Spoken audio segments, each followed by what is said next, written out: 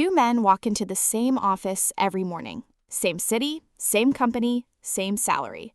By the end of the year, one of them has savings, lower stress, and options, rising anxiety, and the strange feeling that no matter how much he earns, it disappears.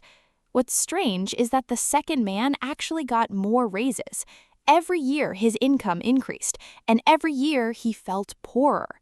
Now, most people would look at this and say the problem is inflation, or the economy, or low salaries. But the real story is much harder to see, because the trap doesn't begin when you lose money. It begins when your life quietly expands to consume every dollar you make. Rule 1.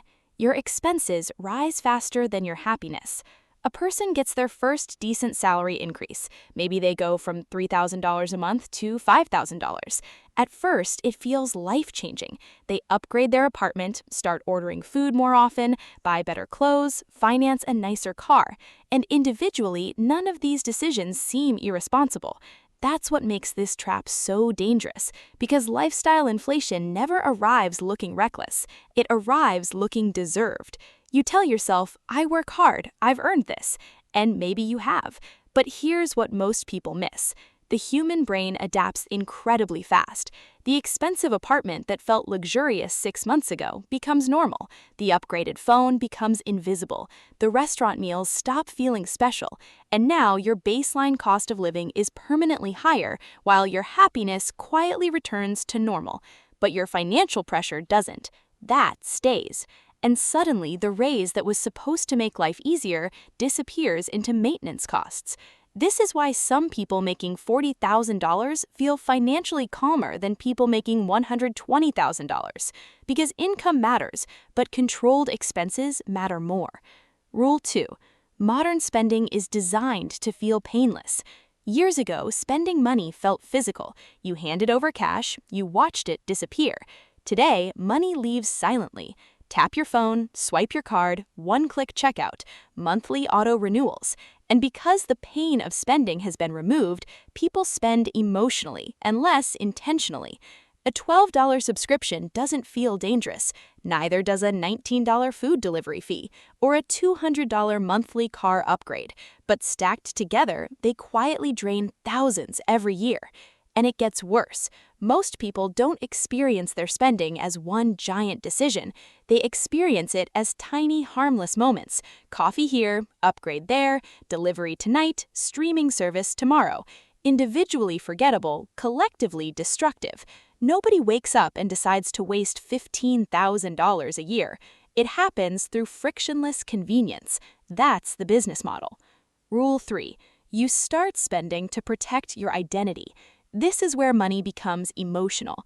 A person buys a luxury car, not because they love cars, but because they don't want to feel behind.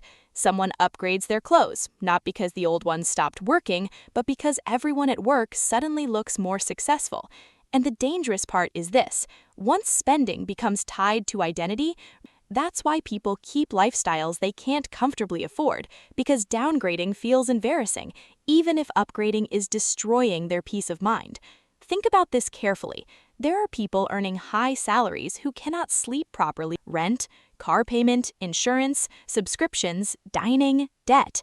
And now they need the next paycheck just to maintain the image of stability. This is the hidden cost nobody talks about. Not just financial pressure, psychological pressure. Because when your lifestyle becomes your identity, you start making emotional ones. Rule 4. Higher income creates invisible obligations. Most people think earning more automatically creates freedom. Sometimes it creates dependence instead. A person gets promoted. Now they move closer to the city, buy a more expensive car because coworkers drive similar ones, start attending more expensive social events, travel more, dress differently, and slowly their financial minimum rises. That word matters, minimum. Because the more your lifestyle expands, the more income you need just to stay in place. This is why losing a job becomes terrifying for high earners, not because they lack skill, but because their fixed costs became too large. A person making $200,000 can still feel trapped if their lifestyle requires $180,000 a year to maintain.